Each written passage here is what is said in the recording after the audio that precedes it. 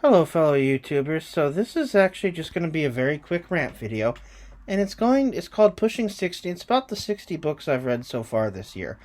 Now this year I've devoted to actually trying to read books that are what I call the unfinished category, books I've always wanted to read, or books that I've read some portion of, just never actually finished up on. So, exploring crime analysis, various assigned readings from this book at my advanced crime analysis class at Michigan State University. Finally read the whole thing. Spook doesn't really fall into this category. It's just general knowledge about the Steele dossier. And, regardless of what political party you're on, Glenn Simpson and Christopher Steele are just despicable human beings. Read some of this for some of my classes. Finally completed it all. The Last Duel, just a general history book that I actually quite enjoyed. We Are Bellingcat. Bellingcat, very influential in the open source community and the open source movement in general. Federalist Papers. Who hasn't been assigned to read at least one Federalist paper? The Catcher in the Rye. So, because I'm mostly a nonfiction guy, it doesn't really surprise me that it shouldn't really surprise you that a lot of the books I read I should have probably read in high school. And The Catcher in the Rye follows this. Privacy in the Age of Big Data. I had various assigned readings. Glad to come back and read the whole thing, though. We really need to be talking about this topic more. Secrets of Ireland. Light, breezy, quick read. Spy Masters, written by Chris Whipple. Good book, although definitely comes from this at the aspect of a fanboy, so don't look for a lot of critical information about the CIA.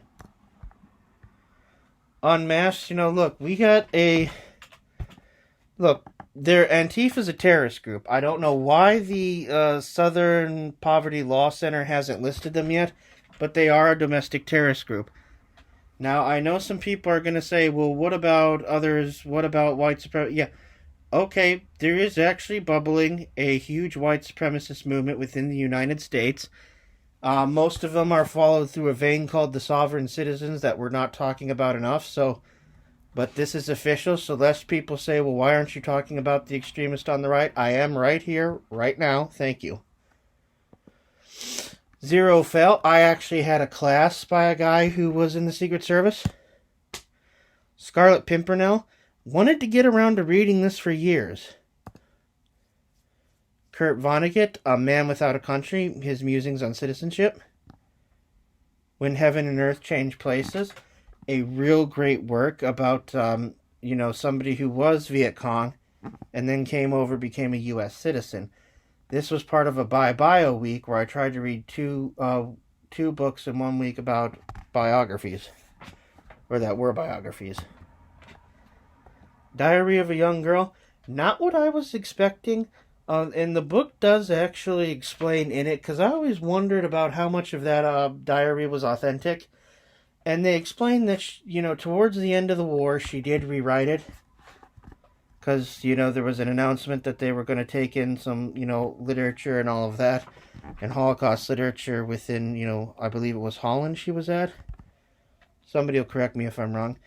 But no, so it gets into that, what parts of it were, how it was typed versus when it was written and stuff like that. Very interesting read. Privatizing Justice. Of course, our justice system has a lot of problems. Privatizing ain't going to help anything.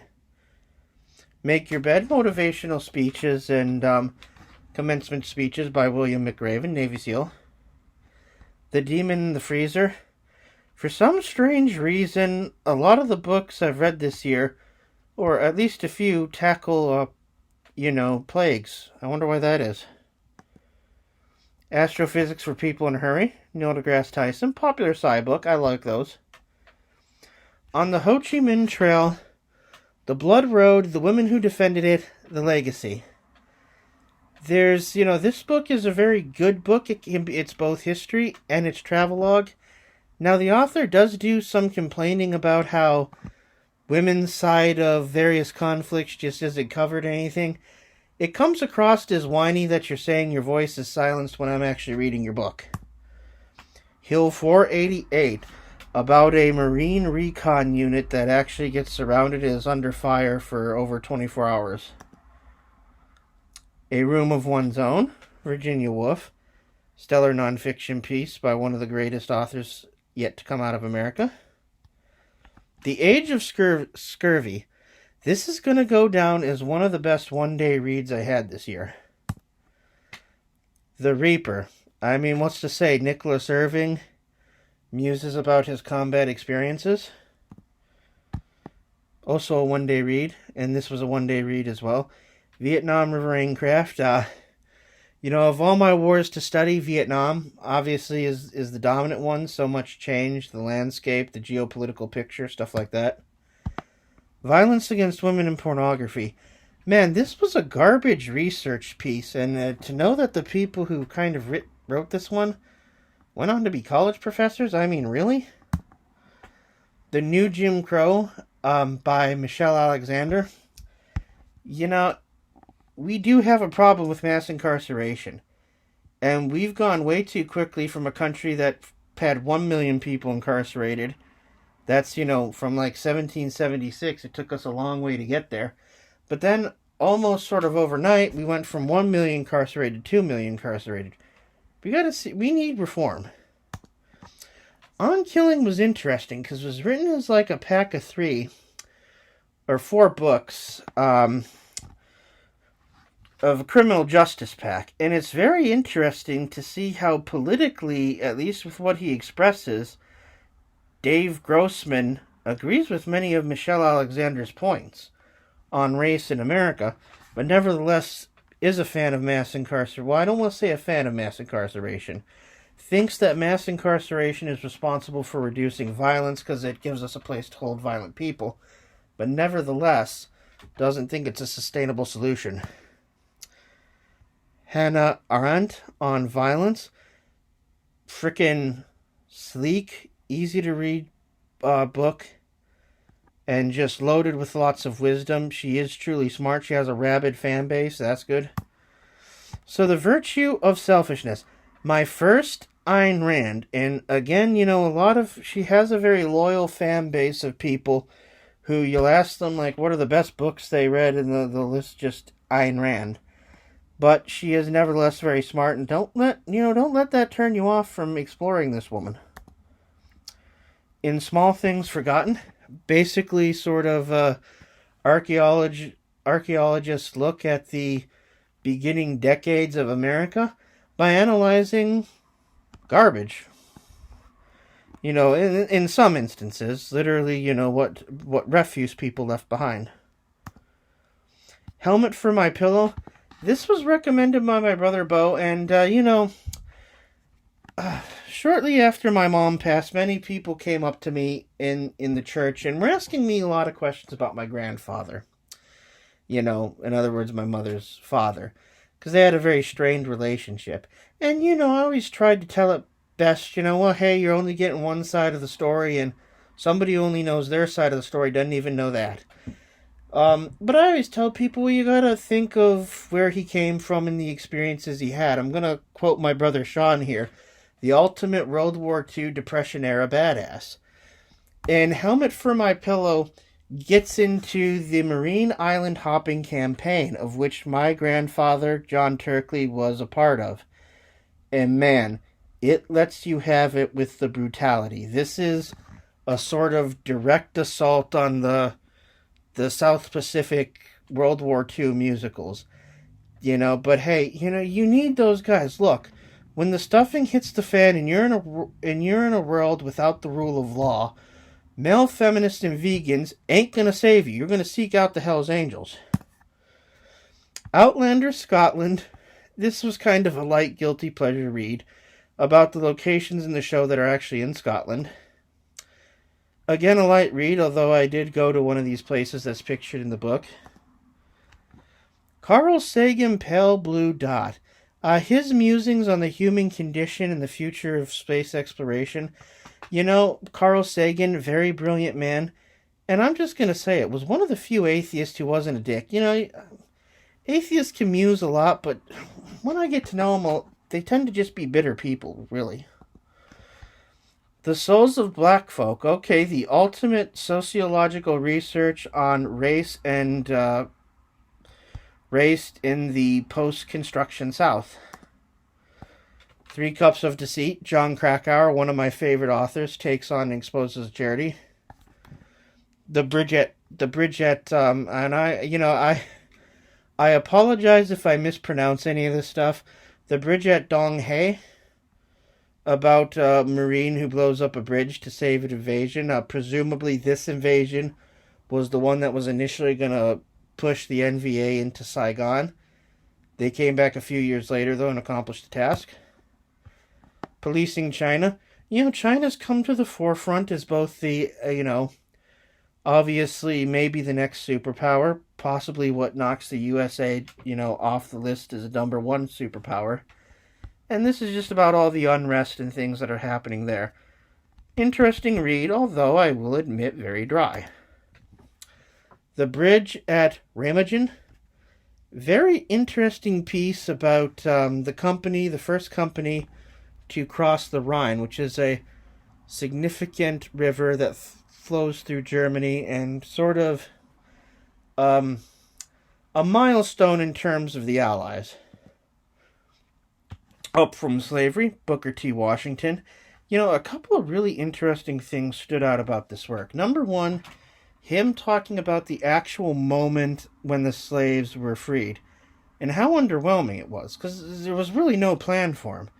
Somebody just came to the plantation, read a document, and he says they just went back to their cabins, many having to deal the next day with trying to negotiate contracts. I thought that was really fascinating. We didn't really have a plan for what to do with the slaves.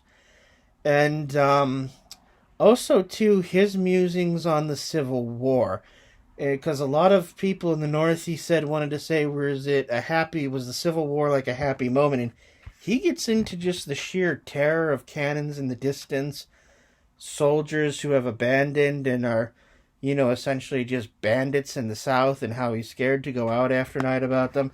Basically, Booker T. Washington makes it a point to let us know that war is very difficult. And although it should come naturally to most people, the fact is war is difficult, and being a slave doesn't make war any better. The Clash of Civilizations and the Remaking of World Order. I initially read this when it was just an essay in the magazine Foreign Affairs. Very controversial, but very interesting. Huntington makes it a point to say, look, we aren't all on the same side, and we can't all win. He has these idea of conflicts being locked in. The Ethnic Cleansing of Palestine, suggested to me by my buddy Yusuf. Now, I do not know if Yusuf was aware that I generally had little sympathy for the Palestinians and sided with Israel almost all the time. But having read this, I do feel some sympathy for the Palestinian people. It argues essentially we should consider Palestine how we considered the Balkans in terms of various slaughterings that happened and the war crimes committed against the Croatians. With the Old Breed. This is sort of one of those like a helmet for my pillow. With the Old Breed gets into a lot of details of death and gore, and I'm going to just say trigger warning. Black Ops, written The Life of a CIA Shadow Warrior by Rick Prado. This book is very moving because Rick Prado he's actually from Cuba, and English was his second language, so to speak. And there's a very moving chapter where he talks about being an immigrant to this country as he enters the White House to give a briefing to the National Security Council. I'm not somebody who generally tears up when reading a book. This one will do it. Okay, Code Over Country. Yeah, my older brother's going to have a field day with this one because I'm Navy and he's Army, and there's a lot of male sex violence in this book. Yeah, the SEAL Team 6, it's in need of reform. It kind of always is at its base. It was a bunch of rebels and rogues, and problems gotten a bit worse. Although the author is very sympathetic, and hey, SEALs have been tasked to do stuff that they weren't trained for and that their purpose wasn't, and no more so than Team 6. Islam and Democracy by an author whose name, I'm not even going to try that. Very interesting musings about essentially both, if you read The Clash of Civilizations and this, it points to the first war in Iraq, the first of the West getting involved, as a major, major detail.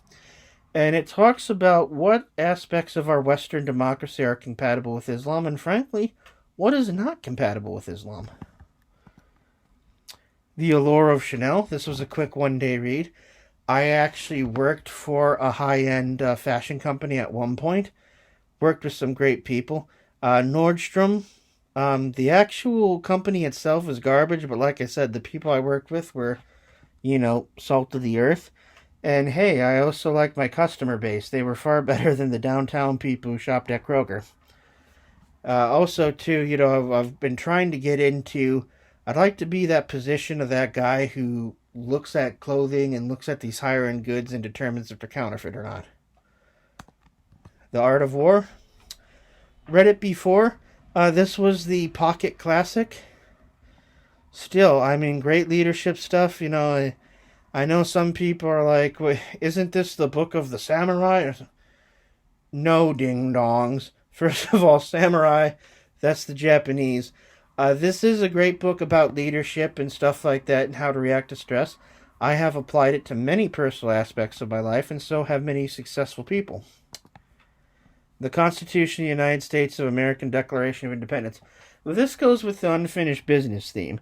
Who hasn't read an amendment? Who hasn't heard a part of the Declaration of Independence? Well, finally, I just decided I'm going through all of it. Warrior of the Light. Last year, I believe the first book I read last year was The Alchemist. I could be mistaken about that, but I think it was. And so I wanted to read this as the companion piece, and next I want to eventually get to reading The Archer. I used to know that World History. Just a fun book, A world history in a nutshell talks about ancient civilizations all the way through to pretty much today. This is a series of books. Now you got the, 101 books. Psychology 101, Philosophy 101, Economics 101. Popular books that sort of do the same thing. I don't know, just sometimes you want to have fun when you read. Richard Castle. Speaking of having fun, so for those of you who might not know what this word is, this is what you call a media tie-in, and that's when you have a book that ties into a movie, or in many cases, a piece that ties into just some form of entertainment somewhere. Could be, like I said, could be a series with like the Buffy stuff or whatever. Adventures of Robinson Crusoe. Classic children's literature for the most part, but still pretty good. I try to read at least one children's lit book per year. Yeah, I think sometimes we have the big C and the little L, but, children's literature is good literature. Octopussy. Okay, so, being somebody who was Navy and intelligence, you'd figure I would love James Bond. And believe it or not, of course, I do love the movies, although they're unrealistic. Bond is not someone you'd like to have in your military unit. In the books, he's actually much better, more of a true operative. The Living Daylights, Ian Fleming. Bond has to, end a life. And his rival is a sniper who apparently doesn't wear pants because, hey, sexy spy thriller. The Southern Book Club's Guide to Slaying Vampires. Got this from the free library, read it in 2 days. A good read, and it's nestled among leaves here in the picture that I got from you. I don't take any of these pictures myself, I just copy them. Definitely a great fall read. I don't know if you're like me and you read spooky books in September. This was definitely a very fun book. And if you're somebody who came of age in the 90s, like me, there's definitely a portion of this that's kind of nostalgia grabby. But it does it right. It doesn't get excessive. The only downside to this book is the author very much wanted to tackle the theme of, racism persisting throughout generations. And there's one character in particular who kind of just starts out interesting, but just becomes that character that you know what they're going to say before they say it, because, like, well, when this problem was happening in my community, nobody cared. And they just kind of turn into a shill. You know, he takes it a bit too far, I think, and it gets too repetitive. Teddy and Me, Confessions of a Service Human, Michael Savage. So for those of you who don't know Michael Savage, I imagine to some people what he says can be triggering. He's made it a career. He's Savage Nation, conservative talk radio. He operates in the space that's to the right of Rush Limbaugh. Although this book is just honestly a fun read, an ode to the various dogs he's had, and in particular talks about the latest dog he has had, Teddy. And at 60, Truman Capote in Cold Blood. You know, supposedly while he was writing this, he said it was going to be the nonfiction novel of the decade, and it's hard to argue that he didn't really, it's hard to argue that that's not true. I mean, this book was, first of all, it was the very first true crime book of its time. Usually true crime books previous to that centered around unsolved crimes. This was the first time, though, that was actually not the case. Really, really great book. And that's about all. Thank you.